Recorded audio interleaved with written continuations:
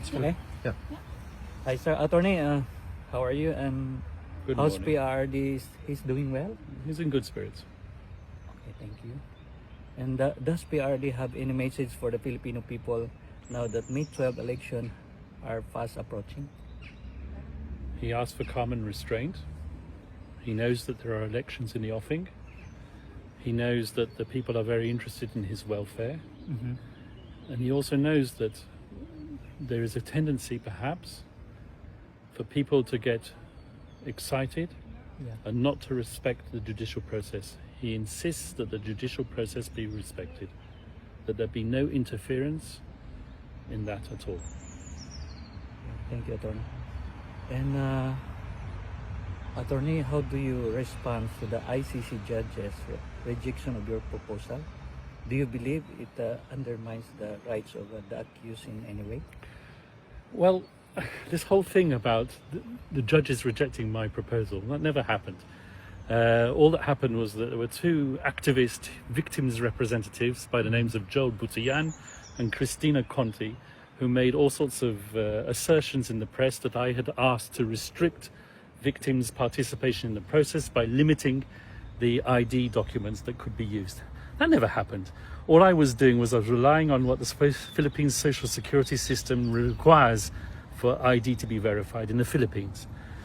What they don't tell you is that they were not accepted at this present moment in time to be representatives of the victims, rather the OPCV, which is the unit which is dedicated to representing victims at the ICC. So this is not a question of the judges rejecting something that the defence asked for. This is a response that the defence made to the VPRS, which is the internal court unit which is responsible for assessing victims' applications. That's all we did. We made observations. We didn't make a request which was rejected. That's a big lie. Yeah. So do you think the ICC sets dangerous precedent by relaxing documentary requirements, particularly in highly politicized cases like this? Once again, this whole issue of it being a dangerous precedent is not something that we created. It's something that's in the minds of Joel Butian and others.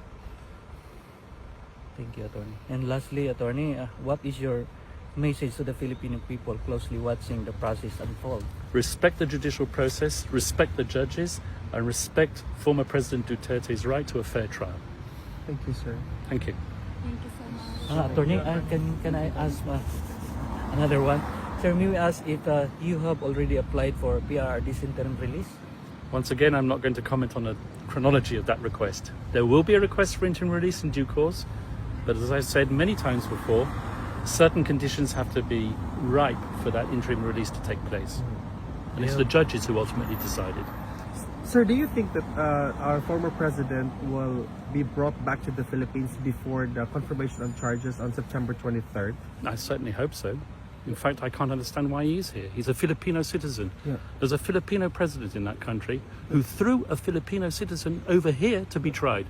Why isn't he in the Philippines? Why isn't he being tried in the Philippines? Why is there not a Filipino judge who is trying him? Yeah, exactly, sir. Because that's the sentiment of a lot, if not most of the Filipinos, that he is illegally detained here and that our judicial system is fully functioning well. So we don't understand why the ICC actually took cognizance of what's happening right now.